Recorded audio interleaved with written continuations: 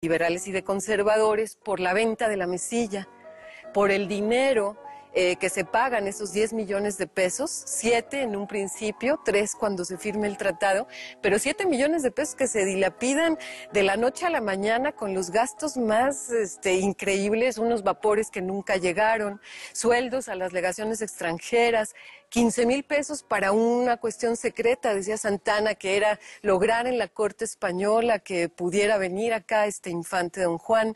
Santana toma para él mismo 600,000 pesos, que en aquel momento era una brutalidad de dinero, pero empieza ese ir y venir de ese dinero que no tenía así como un proyecto específico para mejorar la economía del país, para mejorar las instituciones que verdaderamente lo requerían, y va a desencadenar pues el descontento que va a brotar en una revolución que surge en Ayutla, en un poblado del sur, de lo que después fue el estado de Guerrero. Y entonces surge esta revolución a la cual se van a unir después muchos otros grupos a lo largo y a lo ancho del país que están en contra de los altos impuestos que ha puesto Santana, de la venta del territorio a los Estados Unidos, de la dilapidación de ese dinero.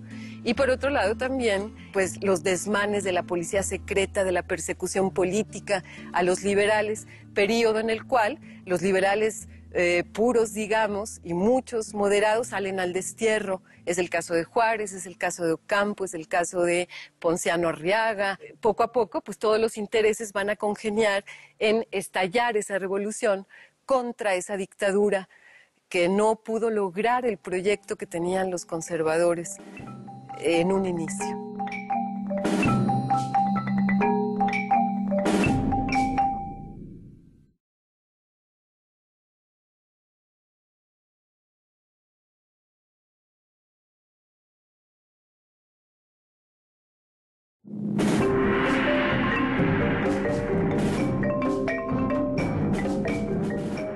Tenemos entonces, con la muerte de Alamán, una generación que parece que se retira de la escena y llega esta nueva generación que podemos llamar esta generación de Ayutla, ¿no? Que son estos hombres jóvenes, los van a describir después, ¿no? Como hombres de cabello largo y corbata roja en el Congreso.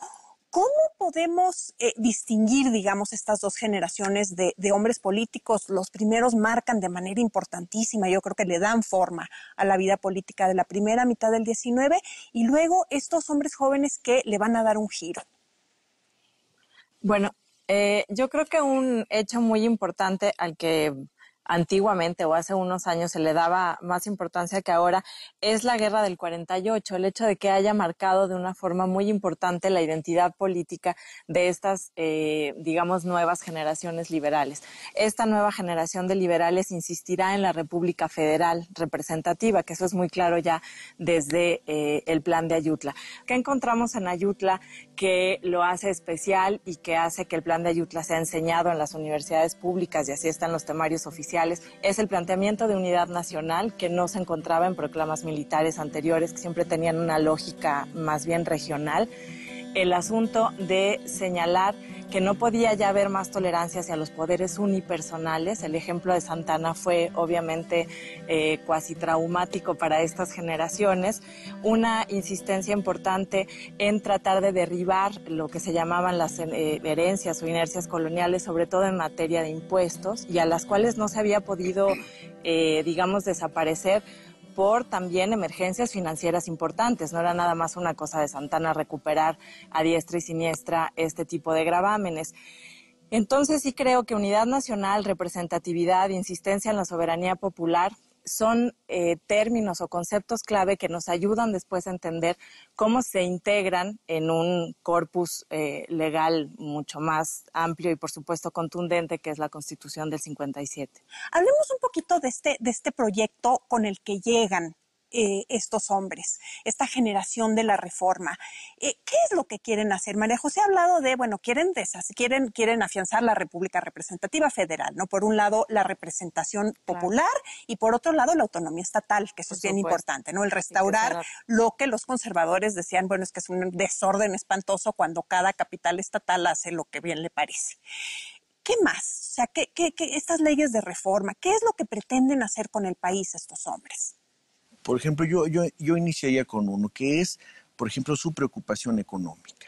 Vemos una preocupación por liberalizar el comercio entre México y el exterior. Tenemos que bajar los aranceles. Si nosotros queremos recibir una serie de mercancías que vienen de Europa y que vienen de los Estados Unidos, se debe hacer lo más libre posible y con los menos requisitos ese comercio, tanto de afuera hacia la República, como lo que nosotros poco podíamos exportar, que era fundamentalmente maderas y plata en barra o monedas. Entonces, por ejemplo, solamente en el caso de la economía encontramos una preocupación de estos liberales por llevar adelante un programa que lo vamos a ver posteriormente, por ejemplo, en la ley de desamortización. Entonces, simplemente es un solo aspecto. Lo que además debemos subrayar, ¿no? No es fácil cuando son gobiernos que viven en bancarrota. Exacto. No, o sea, son gobiernos que no tienen de dónde sacar recursos. Y por ejemplo, en esa misma lógica económica encontraríamos lo que menciona Silvestre, la ley Lerdo, ¿no? La ley sobre la desamortización de los bienes de las comunidades eclesiásticas y civiles, que eso es algo que comúnmente se deja un poco de lado, ¿no? La afectación tanto a las comunidades indígenas como a los ayuntamientos por parte de la ley Lerdo.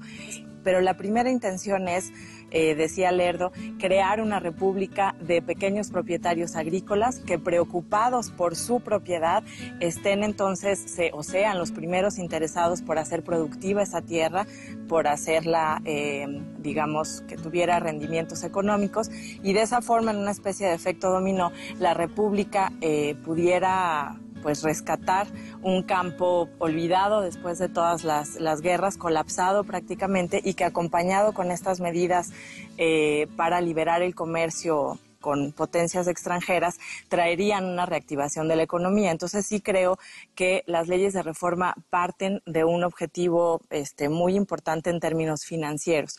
Y luego también habría una posición como más política o de proyección ideológica más a largo plazo, que es la secularización de la sociedad. La ley Juárez, con la creación del registro civil, la reorganización de los tribunales, entonces el hecho de que los nacimientos tuvieran que ser registrados ante una autoridad civil, el matrimonio, la defunción, etcétera, crea una especie de centralidad para el Estado que no había podido tener antes, porque la Iglesia, como en muchos textos se trata, era como un Estado dentro del Estado, ¿no? Entonces, tratar de detener en algo este avance, ¿no? Bueno, y este proyecto económico que también tiene una intencionalidad política, Por ¿no? supuesto. La afirmación de un diputado como Ponciano Arriaga, que dice, bueno, los ciudadanos de una república no pueden ser esclavos de la necesidad, o sea, no pueden estar rascando la tierra para apenas sobrevivir, sino que tiene que ser gente que tenga esa autonomía que da la prosperidad.